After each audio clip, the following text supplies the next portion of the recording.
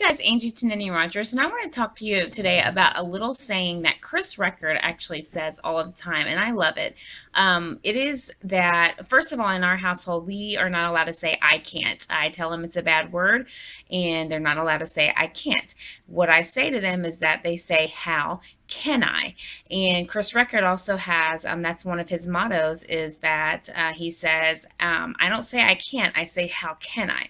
And the reason I thought about this today is because at football practice, I have two boys. They're on different teams. And today, one of my boys just was not feeling it.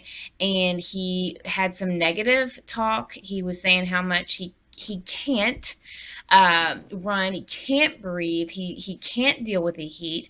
And as I proceeded to remind him that we don't say I can't, and he needs to think about how he can make it happen, and how can I breathe, and how can I get through this today, and how can I cool myself off, whatever those questions are that help his mind, body, and spirit start to manifest what he is already thinking about. So how can I become a millionaire? How can I succeed in this business? How can I make this happen? Those are things that make your mind, body, and spirit start to move towards those answers. Automatically, you say, how can I do this? Your brain starts to think of ways that it can make it happen. If you say I can't, then your brain starts to think you're right, you can't, and gives you all the excuses in the world.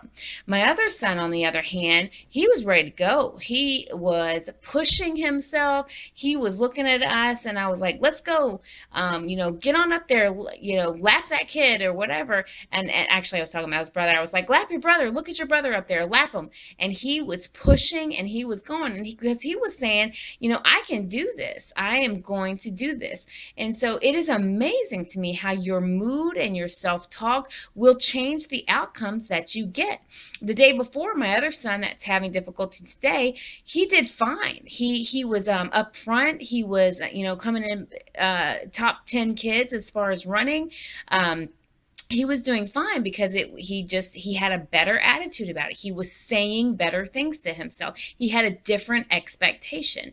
And so his mind, body, spirit followed along with that. Today, his mood was down, and he didn't feel like doing it, and he was saying things like I can't, and therefore that is what manifested. So please don't underestimate the power of your words.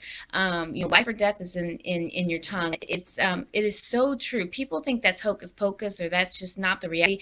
You go read and listen to any audio of any self-made millionaire or any entrepreneur, and you will hear them say that the power of life or death is in your words, your thoughts, and your actions. Your abundance will manifest if you think it will. Your lack will manifest if you think it will. Okay? So make sure that you set yourself up to meet expectations that you want to meet. And think about this. How can I? Whatever you come across, think about, how can I do that? And then your brain will automatically start to think of ways that it can. And, because you're not going to know the how. Most of the time, you're not going to know the how. But as long as you believe it's going to happen, and how can I do this? And at some point it's going to happen for you. So, remove the word I can't from your vocabulary. Tell your kids it's a bad word. Challenge people when you hear them say it, and be like, wait a minute, let's figure out how we can do that. And you'll start to see things manifest more positively in your life. Thanks, guys. Make it a great day. If you love this video, please share it with someone else, and connect with me on Facebook. And don't forget to subscribe to my channel for more tools, resources, trainings, etc. Thanks, guys. Make it a great day.